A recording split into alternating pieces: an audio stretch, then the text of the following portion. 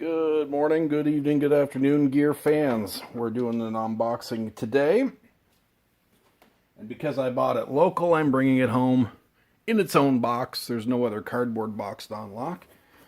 Today we're looking at this guy. Now, I don't know if the camera can see all that. So I'm going to have to go manual here on the old tripod for a minute. The Warm Audio WA73 1-channel British mic pre. Single channel Class A 73 style mic pre. Fully discreet UK Carnhill transformers. Hand wired and hand assembled. So it's a Neve 1073 clone, obviously. Now the box is a little rough, and I understand that there's a little rack rash on this. I don't know, I haven't seen it myself yet. Sorry about the tripod adjusting here. I bought it from my local music store, and he gave me a heck of a deal. So I think they opened it and didn't quite do whatever they thought they were going to do with it. And yeah, we'll see how bad the rack rash is. Rack rash doesn't bother me. If it's my stuff that I'm going to own and use, I use the heck out of my stuff, down to its last splinter. If it's something I'm going to resell or reverb, or I know I'm not going to keep, then I take quite a bit better care of it. But I plan on keeping this, so rack rash doesn't bother to me. Yeah, I will say the other thing about my local Frank's music is that it's difficult going in there because I see a guitar I want every time I walk in. And yeah, he's got like a Frankenstrat, like a Strat with no manufacturer on the headstock, cream, dark pickguard, black pickups, and yeah, no, going into Frank's is real dangerous for me. I can't get out of there without a new guitar. It's terrible. But anyway, let's see what we got. The boring stuff out of the way. We got an IEC power cord. We got a ruffled up bag. Before we get to the main event, get to the literature. Actually, I hope there's a calendar in here, catalog in here. I like Worm's gear. I really do. It's fun to look at. Oh yeah, it is a catalog. Sweet. That's awesome. It's a 2019, but that's okay.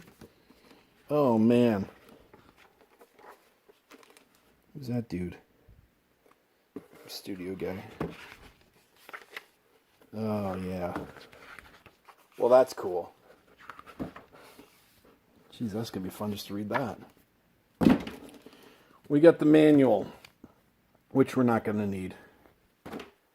I mean, if I can't get this right, I'm going to be in some trouble. That's it. No other accessories, stickers, or anything. That's fine. Just the main event here. She's pretty heavy. Calls into question, how do them other Neve clones get away with being Neve clones if they're not this heavy? You know what I'm saying? All right. It is beautiful. Oh, the rack rash is so minor. Like, not even. Like, are you kidding me? It's minor. I mean, you'd have to disclaim it on Reverb or something. You'd have to say, or Kijiji, you'd have to say, well, look, there's a little rack rash, but it's not going to hurt my feelings. But, yeah, look at this thing. Somebody left the fan power on? No, that's just me taking it out of the box. I'm going to attempt to take the camera out of the tripod here. Yeah. Switching to full automatic here on the camera. So we've got 48 volts for the phantom power. Come on, stupid camera. A polarity inversion.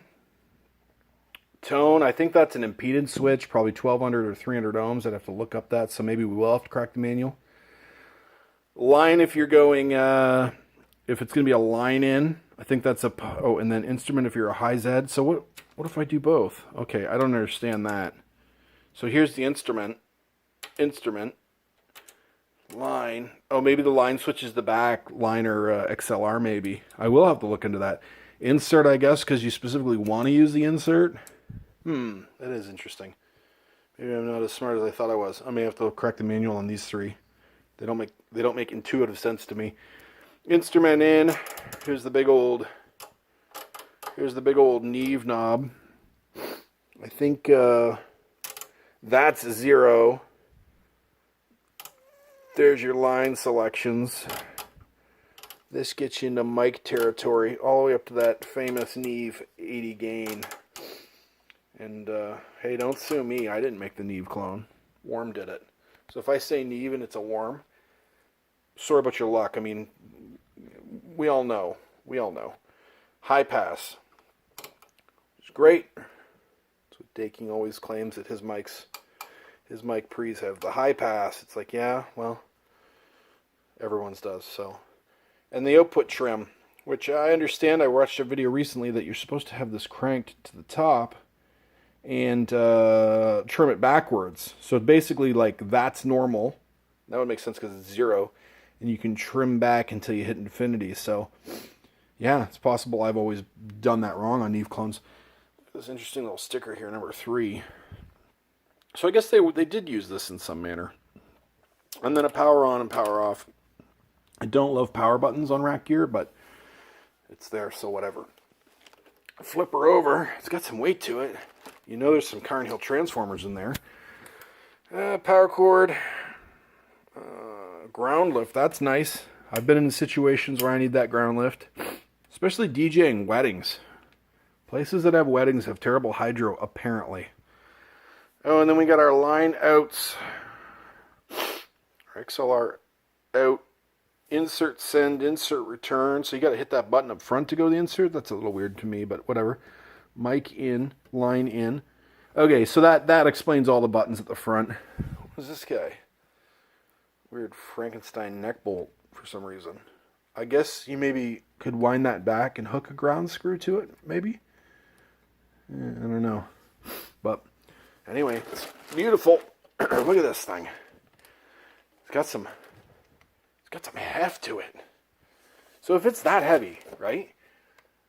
That much guts, big, fat, hot iron transformers, and it's that heavy. And by that heavy, I mean like 5-6 pounds. Then how in the world do these dudes go, yeah, it's a Neve clone? And even this guy over here, yeah, I'm a Neve clone. Well, then where's your weight? How come you don't weigh this much? And I'm not saying that Worm makes the real deal, like maybe Brent Averill does, or maybe Heritage does. It's been determined who's the closest clone, and it's not Worm. I can't remember. It's one of the other two. It's either Heritage or the Brent. Is it Brent Averill? Worm doesn't make the closest clone, but it makes the clone that I can get right now, get my hands on today. Do I keep buying the Worms? I don't know. I could buy an AMS Neve. That's not outside the realm of... They're all priced, like, close.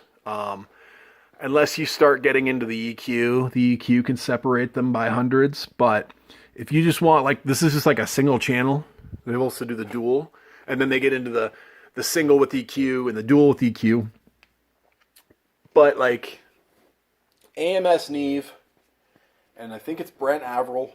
I could be saying that wrong. Brent or Brett Averill. Maybe not even be Averill. And then Heritage. And then Vintech. Right? They're close. Worm is probably the cheapest. Till you get down to Golden Age projects, which has been determined to be the least similar Neve clone. But for $350 for a 500 series, like, what do you want? You're not going to get this close. You're not going to get... No one's going to sell you 7 pounds of hot electronics for $350. But anyway, so this is the unboxing of the Worm WA73 1-channel British microphone preamp. So the plan right now is to get this one and then a couple of duals. So I have about 5 channels of this.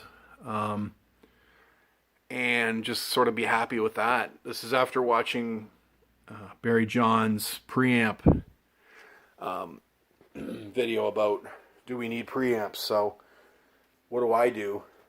I go, yeah, I don't need preamps. You know what I'm going to do? I'm going to run out and buy some preamps. But there's method to my madness, what I'm doing. What I'm doing is I'm getting rid of all my mismatch, my one API and my one of this and one of that, my 3 weird Dekings, and I'm getting rid of everything and just going one kind of preamp. So that when I walk up and go, it's time to record, got the kick drum, got the snare drum, got the French horn, got the keyboard, get the triangle. What am I going to record? Which preamp do I use today?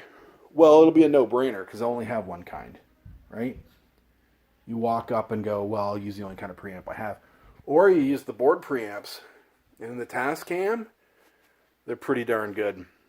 Pretty darn good. I've shot them out against $1,200 preamps. And, you know, one of these guys versus a $1,200 preamp, not too bad. And sometimes I like the Tascam better.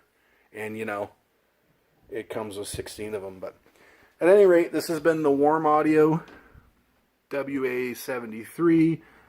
1 channel of British microphone preamp, and within about a month, I'm saying, I think, or 2 months, we'll be unboxing the 2 channel. So, hope you're into gear as much as I am. Like and subscribe if you feel like you want to, and thanks for watching.